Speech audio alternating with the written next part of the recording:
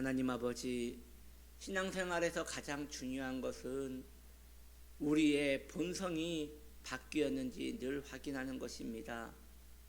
왜냐하면 신앙생활은 결국 내가 구원받았는가를 확인하는 것이기 때문입니다. 주님, 우리의 신앙생활이 점점 더 견고하여져서 우리의 영혼이 햇빛같이 빛나는 날을 소망하게 하여 주옵소서. 우리 안에 그리스도와 함께 있는 것들이, 그리스도와 함께 있는 모든 현상들이 우리에게 계속 증거가 되게 하여 주옵소서. 예수님의 이름으로 기도드립니다. 아멘.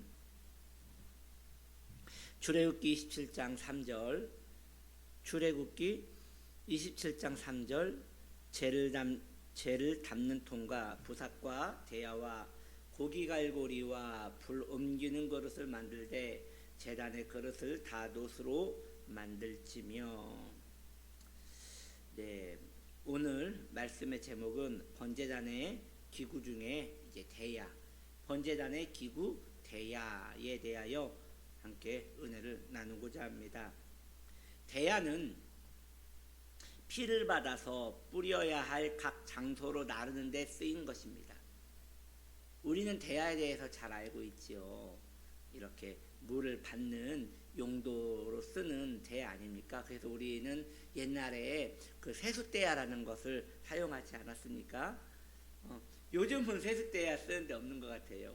요즘은 화장실에 가면 이렇게 세면대가 있기 때문에 거기에서 씻지만 그렇게 오래되지 않았던 것 같아요. 이렇게 큰 세숫대야가 있어서 그게 없으면 참 씻는 게 불편했던 기억이 있습니다. 예전에 그 어느 집을 갔는데 이 세숫대야가 없는 것이에요. 그래서 참 이걸 어떻게 씻나 하고 그 수돗물을 그냥 켜고 거기서 세수를 했던 기억이 있는데, 그때 옷이 막 다 젖는 거 보면서 아니 이 집에는 그 편리한 세숫대야가 왜 없단 말인가 이런 생각을 했던 기억이 있는데, 지금은 그 편리했던 세숫대야가 없네요. 너무 더 편리해져서 이제 그마저도 없는 시대가 되었습니다. 점점 이렇게 문명은 발전되어 가고 있어요. 여튼 이 대야라는 것은 그런 용도였다는 것이죠. 대야는 피를 받아서 짐승을 잡은 후에, 짐승을 목을 그은 후에 목에서 피가 쏟아지는 것을 대야로 받았던 것이죠. 그 피를 받아 사용할 곳에 사용했다는 것입니다. 다른 것이 아니라 성전과 지성전과 모든 성물을 정결하게 하는데 사용되었던 것이죠. 이처럼 대야는 그리스도의 속죄의 피를 우리에게 가르치시며 효력을 주시는 우리 성령 하나님을 의미하는 것입니다. 성령님은 그리스도의 영이십니다.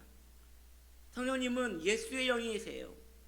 성령께서는 예수의 피를 우리에게 증거하시는 우리의 하나님이신 것입니다. 우리는 예수의 피를 생각할 때 우리 죄악을 사하신다는 신령한 지식을 가지고 있습니다. 그래서 우리 순복음 진영에서는 자주 예수의 피에 대하여 너무나 친근하게 많이 사용하는 부분이 있어요. 그래서 아주 입에 외우고 살지 않아요?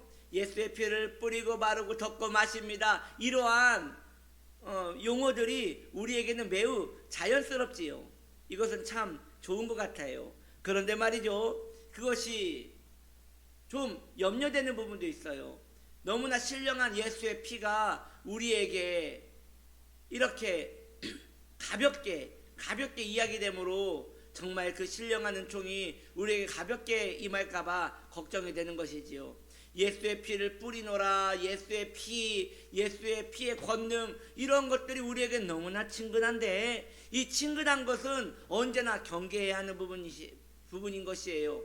그 피가 어떠한 피입니까? 내 죄를 위하여 대속하기 위하여 우리 주 예수님께서 피 쏟아 우리를 지옥의 권세에서 건져주신 놀라운 보혈의 공로가 아니겠습니까? 제가 방금 이렇게 조금 늘려서 얘기했을 뿐인데도 이 피에 대한 중함과 그 피에 대한 간절함과 그 피에 대한 우리의 겸허함이 살아나지 않습니까? 그렇게 해야 하는 것입니다. 예수의 피는 그렇게 우리의 입에서 오르락 내리락 해야 하는 것이지, 그 피가 무슨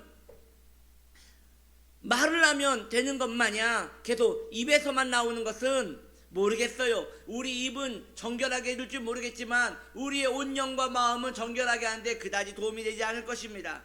그러므로 우리는 예수의 피를 중히 여기고 그 피에 대한 고마움과 그 피에 대한 감격함과 그 피에 대한 간절함이 저와 여러분들에게 간절하기를 예수님의 이름으로 축원합니다. 그런데 문제가 있어요. 그것을 느끼려고 한다는 것이죠. 이건 느낀다고 느껴지는 것이 아닌 것이에요. 예전에 웨슬리에게 큰 영향을 주었다던 그 모라비안 교도들, 이분들에 대한 내용들이 이렇게 옛문서에 보면 나와요. 모라비안 교도들은 굉장히 경건한 사람들이었어요. 정말 철저하게, 독일 사람들인데 철저하게 하나님을 경외하기 위하여 애쓰던 사람들이었어요. 그런데 그분들은 또 한편으로는 너무나 이렇게 신앙생활에 있어서 주술적인 부분들을 많이 애용했던 것 같아요. 그래서 하나님의 그 신비, 이런 것들에 마음을 몰입해서 살았다는 그런 기록들을 본 적이 있어요. 그렇기 때문에 여러분, 그렇게 경건한 사람들도 순간 신앙에 이런 신비와 이러한 미혹에 빠지면 굉장히 나중에 안 좋아져요. 이처럼 우리가 예수의 피에 대하여 이야기할 때에 그것이 신비적으로 가거나 주술적으로 가거나 우리의 마음에 뭔가 감정적으로 가는 것은 좋지 않은 것이에요. 우리의 지성에 임하여 우리에게 믿음으로 화할 때까지 기다리고 버티고 견디며 하나님께 경외하는 데에 우리 마음을 사용해야 하는 것이 성도의 바른 마음가짐인 것입니다. 그런데 그것이 쉽지 않아요. 그렇게 되는 것이 쉽지 않아요. 방금 말했던, 그래서 그 모라비안 교도들은 설교를 할 때에, 복음을 전할 때에 사람들에게 감흥을 주기 위하여 예수님의 순환에 대한 이야기를 그렇게 리얼하게 했다고 해요. 여러분, 제가 이걸 구체적으로 입에 올리지 않아도 여러분들이 어떠했으리라는 것이 상상이 되지 않습니까? 복음을 전하는데 그 사람들에게 뭔가 더 자극을 주기 위해서, 그 사람들에게 더 가슴 아프게 하기 위해서 좀 더 리얼하게, 그래서 그들의 거의 설교는 구연동화와 같이 예수님이 골고다에 올라가면서 채찍에 맞으면서 못 박히며 이런 모든 것들을 생생하게 이야기함으로 복음을 전했다고 하는데, 여러분, 이것이 바람직하지 못하다는 것이죠. 어느 일정 동안은 그게 효과가 있을지 모르지만 그러한 것은 그 감정의 불이 꺼진 후에는 아무것도 아니게 돼버리는 것이에요.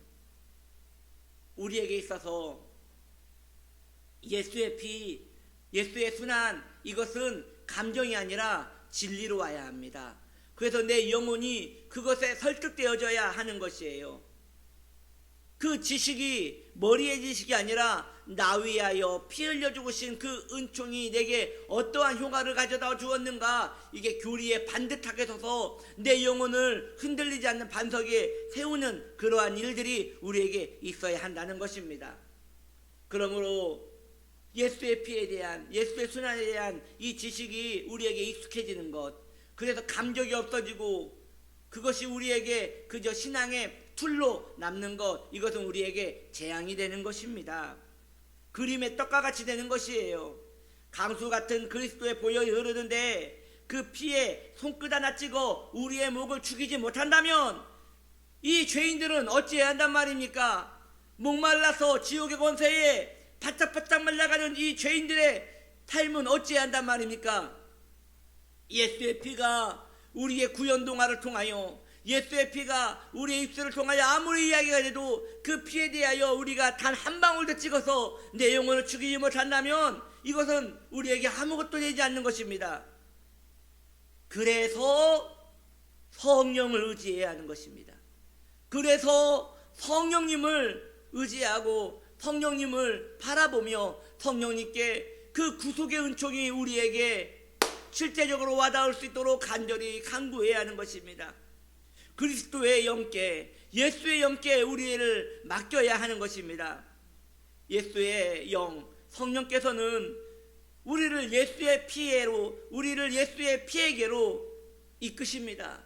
그리고 그 피가 우리에게 어떠한 영향을 주었는가, 그 피가 우리를 얼마나 큰 죄에서 건져내셨는가, 그 피가 하나님의 원대한 계획으로 우리에게 어떻게 오게 되었는가, 그 피가 우리 마음속에 어떻게 완전하게 되었는가, 그걸 우리에게 증거하는 것입니다.